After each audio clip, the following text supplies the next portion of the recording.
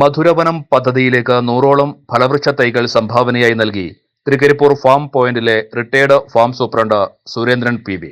Student police cadet project ജില്ലയിൽ നടപ്പിലാക്കുന്ന മാതൃകാ പദ്ധതിയാണ് മധുരവനം. മധുരവനം പദ്ധതിയുടെ രണ്ടാം ഘട്ടം പരിസ്ഥിതി ദിനത്തിൽ കുറ്റ്യാട്ടൂർ മാവിൻ തൈകൾ നട്ടുകൊണ്ട് ജില്ലാ പോലീസ് മേധാവി ബി വിജയഭാരത റെഡ്ഡി IPS ഉദ്ഘാടനം ചെയ്തിരുന്നു.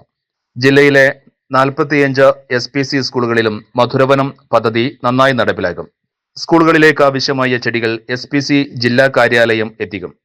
കാസർഗോഡ് ജില്ലയിൽ നടപ്പിലാക്കിയ ഒരു അഭിമാന പദ്ധതിയാണ് മധുരവനം പദ്ധതി. ആ മധുരവനം പദ്ധതിയുടെ രണ്ടാം ഘട്ടമാണ് ഈ വർഷം നടപ്പിലാക്കുന്നത്. ആദ്യ വർഷം നമ്മുടെ ജില്ലയിലെ 42 സ്കൂളുകളിലും മധുരവനം പദ്ധതി, അതായത് ഫ്രൂട്ട്സ് ചെടികൾ മാത്രം നൽകിക്കൊണ്ട് നന്നായി നടപ്പിലാക്കിയിരുന്നു. ഇപ്രാവശ്യം അതിൻ്റെ രണ്ടാം ഘട്ടമാണ് നടപ്പിലാക്കുന്നത്.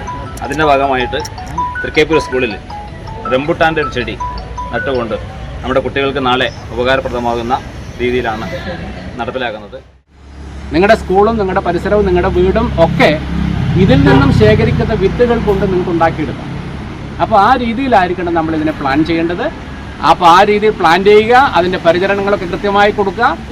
അങ്ങനെ വന്നു കഴിഞ്ഞാൽ വരും തലമുറയ്ക്ക് എന്ത് കിട്ടും? ഈ വിദേശ പഴങ്ങളുടെയൊക്കെ രുചി നമ്മുടെ മാവിലും പ്ലാവിലും ഒക്കെ അപ്പുറത്ത് നമുക്ക് പല പല കനികളും നമുക്ക് കഴിക്കാം.